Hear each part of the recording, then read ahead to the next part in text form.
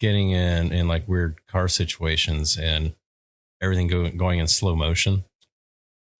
There was this one time I was heading down to Charlottesville, North Carolina. I thought you were going to mention where you launched the T in your Volkswagen, but go ahead. We'll save that for.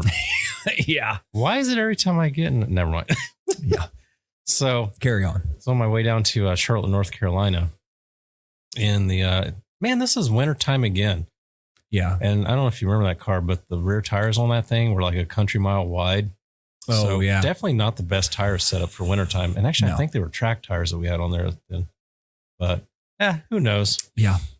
So zero grip, front or back. Just those are the days where we just didn't care about things like traction. I don't think we even thought about stuff like that. We probably had like an eighth of a tank and like $2, and we're gonna take a trip to North Carolina, and we just didn't even think about the outcome prior to doing it. And I got a bologna sandwich. This should last. Yeah.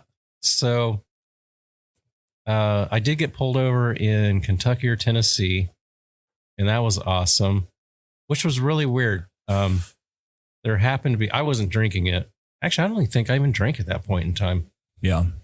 There was it doesn't really matter. I wasn't drinking and driving, but the person with me had made himself a mixed drink. Oh, no. I mean, because why wouldn't you? Had like a cup of like Jack and Coke or something. I think it was just Jack. Yeah.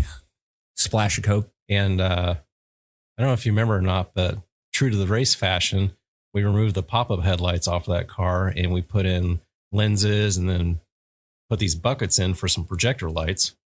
Oh, yeah. So the whole front of the car got packed with snow. And that's why I got pulled over, because I didn't have my lights on. They thought I was smuggling drugs or something. Oh, nice. So I get pulled over. Doing a little midnight run. Yep. Doing the midnight run, which... have the switch that turns off the taillights. Yeah. Exactly. And more than likely, the taillights on that thing probably didn't work anyways. Who knows? It's hard to say.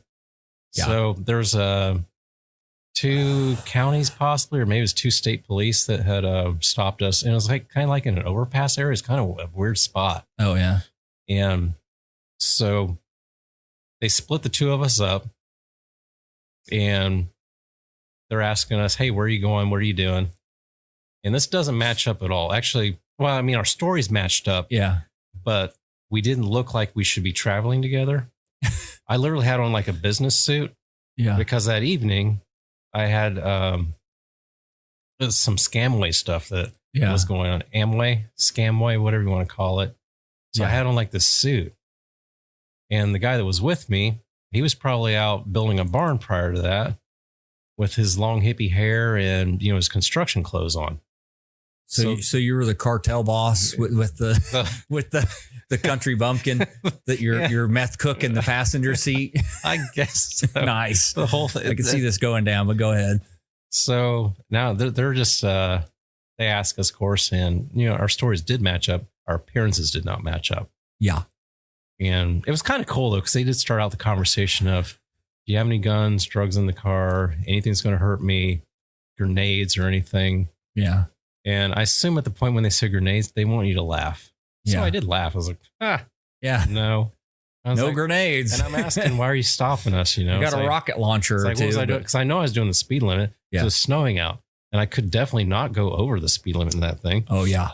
Especially on snow. So he, like I said, we got split up. They're asking us questions.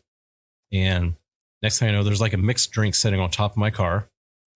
And I'm like, oh God, I'm going to jail for open container. And I wasn't even drinking. And then they pull out all of our luggage. They spread it about the ground. And Did you give them consent to search? No, it wasn't even a question. They didn't even ask consent to search. No, that's not good. They just went through the whole car, ripping it apart. And I remember there was something with the, remember the RX-7? They had this weird thing when you got to high altitude, they would inject antifreeze into the carburetor. I don't know what that was for. There was an injection pump for oil into the carb to keep the rotaries lubricated. And then they had another one.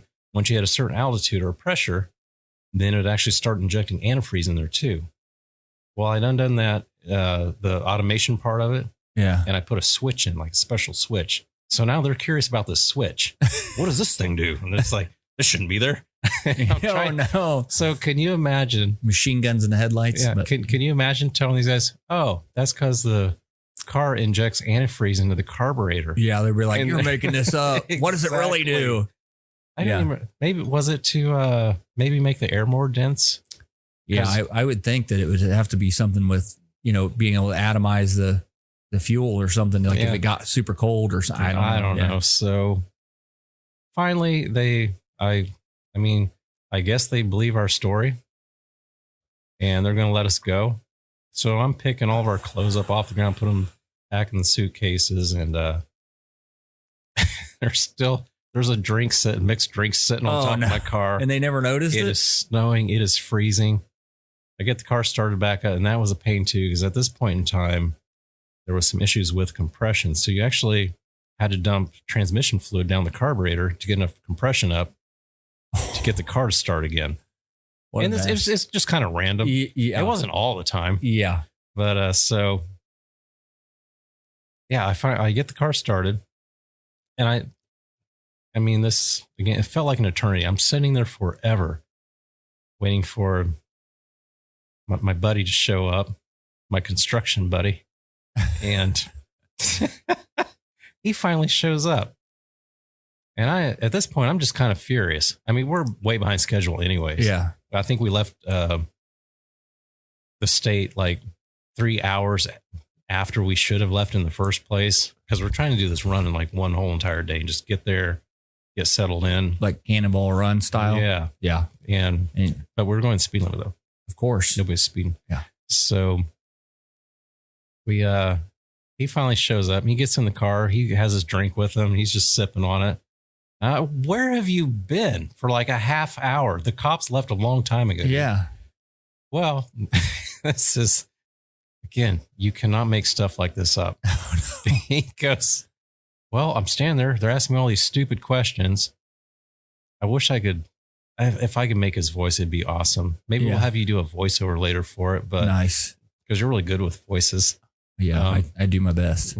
You do. Yeah. Appreciate it. So he's like, well, I had to take a piss. And he's telling the sheriff, state police, whoever it is, like, man, dude, I really got to piss.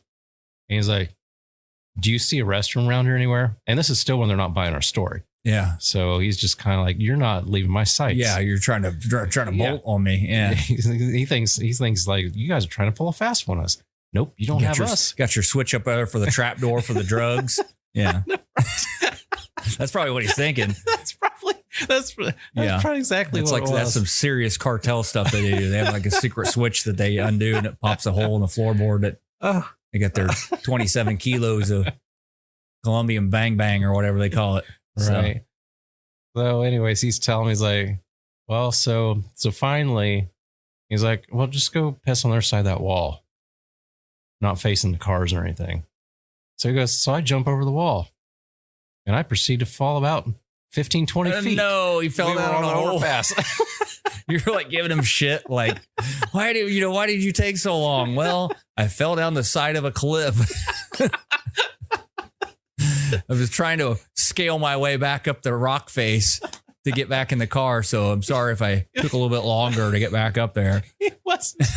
I'm surprised he didn't break his legs. Oh, man. Maybe that's why they let us go so quick. Maybe the officer was like, well, yeah, that guy just died. They're probably like, that guy he like Jim carried and he's like got his leg folded backwards at the bottom of the hill. Jim carried it.